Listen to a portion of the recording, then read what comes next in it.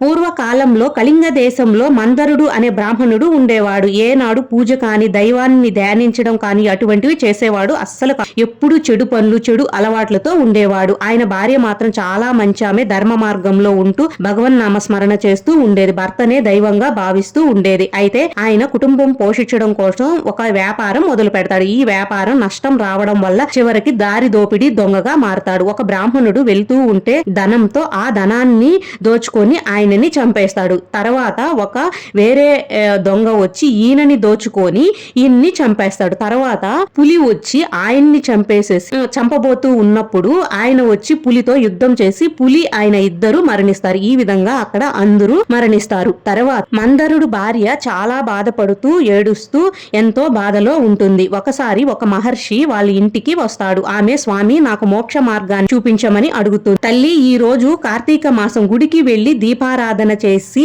పురాణ కథని విను అని చెప్తా. ఆమె ఏమి చేసింది అంటే ఆమె ఒక్కటే వెళ్ళలేదు. ఆమె పక్కన ఉన్న చుట్టుపక్కల వాళ్ళని కూడా గుడికి తీసుకొని వెళ్తుంది. వాళ్ళ చేత కూడా దీపారాధన చేయి. తర్వాత యముడు వచ్చి ఆమెని వైకుంఠానికి తీసుకొని వెళ్తూ ఉంటాడు. వెళ్ళేటప్పుడు నరకంలో ఎంతో బాధపడుతున్న భర్తను చూసి వీరికి మోక్షం ఎలా లభిస్తుంది అని అడుగుతుంది. నీ పుణ్యాన్ని దారిపోయి అప్పుడు ఆయనకు కూడా మోక్షం కలుగుతుంది అని చెప్తాడు. దీంతో కార్తీక మాసంలో ఆమె పురాణ కథను విని దీపారాధన చేయడం వల్ల ఆమె భర్తకు మోక్షం లభిస్తుంది. తర్వాత ఇరుగు పొరుగు వాళ్ళను కూడా తీసుకొని వెళ్ళింది కాబట్టి మిగిలిన వాళ్ళకి కూడా మోక్షం దొరికింది. ఈ కథ వల్ల ఆమె స్వార్థంగా కాకుండా నిస్వార్థంగా చేసింది కాబట్టి అందరికీ మోక్ష మార్గం లభించింది. ఈ కథ కార్తీక పురాణంలో ఉంది.